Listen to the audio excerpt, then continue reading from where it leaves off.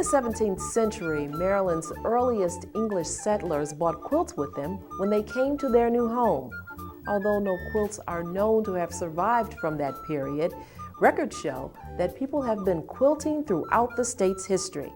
Let's take a look at some of those quilts through the collection of the Montgomery County Historical Society. Quilts made in Maryland are as diverse as the people who made them.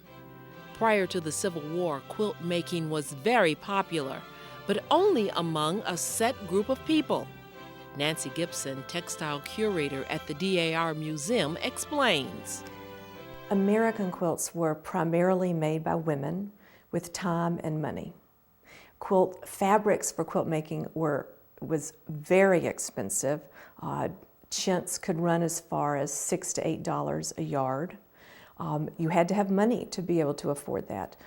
You had to have time on your hands. As we all know, quilt making is extremely labor intensive. If you were busy out working in the garden, you weren't going to have time to spend your day quilt making. A quilt consists of 3 layers. The top, or face, is the visible part. It can be pieced together, appliqued, or whole cloth. The middle is the filling, with the lining on the bottom. All 3 layers are sewn together by the quilting. Even though quilts were usually made for the bed, they were not often used. These quilts were not used to keep you warm at night. They were made for special occasions. Lots of times you find when you do the genealogical research that they were made at the time of a marriage or a birth, sometimes even a death. Because they've survived in such great condition, and many of them have never been washed, that tells us that they weren't utilitarian quilts. One of the oldest quilts in this collection was made by Sarah Clark Wilson, descendant of the founder of Clarksburg. It dates to 1820. The Clarksburg quilt is one of the most beautiful quilts from the early 19th century. It's unique because its design is very unusual. The circle, or what I would call a bullseye design, is just not common. I won't say it's rare. There are a few that have survived that are similar, not necessarily in this county. But this is just an extremely uncommon design. The fact that it's in a medallion format is typical, though. That was a typical style up until about the 1830s or 40s. Then you go into a block style. Her design in the center, using the chintz in the center, was pretty common for quilts in this period. And this is appliqued down using block printed fabric, which is fabric was probably purchased in England or France. And one thing that's very, very nice about this quilt is that it's blue, or actually we call it Prussian blue. Its blue chintz is still as fresh today as it was when she purchased it. In 1852, this home in Germantown belonged to the Dorsey family. In it, half-sisters-in-law created this extraordinary quilt known as the Woodbourne quilt. The Woodbourne quilt is one of the most exquisite quilts made in Maryland, and we're lucky that it was made in Montgomery County.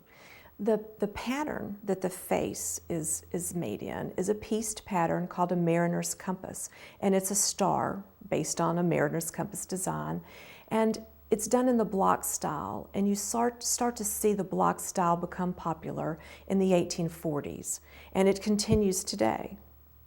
The quilt is beautiful, the colors are beautiful, but what really makes this quilt is the quilting patterns on it.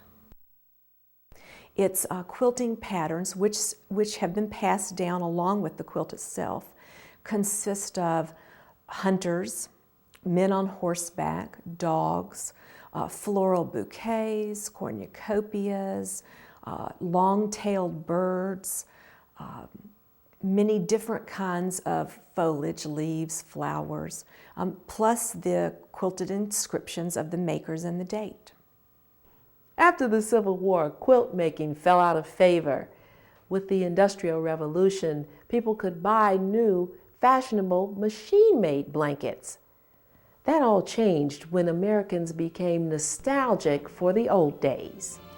The Colonial Revival period, which began in the late 1800s, saw a resurgence of interest in quilt making. Old-style patterns as well as newly invented ones were popular throughout this time period. This rail fence quilt was made between 1880 and 1900 and is an example of a log cabin quilt or strip quilt. The design was a good way to use up small scraps of fabric that might otherwise have gone to waste. Another popular style from the time period was the crazy quilt. With no overall pattern, these whimsical quilts featured randomly sized and shaped pieces, outlined by feather stitching. In 1905, this 8-point star quilt was made, using fabrics and techniques typical of crazy quilts. The sunburst or Star of Bethlehem pattern is featured on this crib quilt of the late 1800s. But something was different about the quilts being made at this time. Because there were patterns published in newspapers and magazines throughout the Colonial Revival period, then Americans in Nevada could make a quilt that looked like the same quilt that someone made in Maryland or Maine. There was what I would consider a national style. You lost the regional stylistic differences.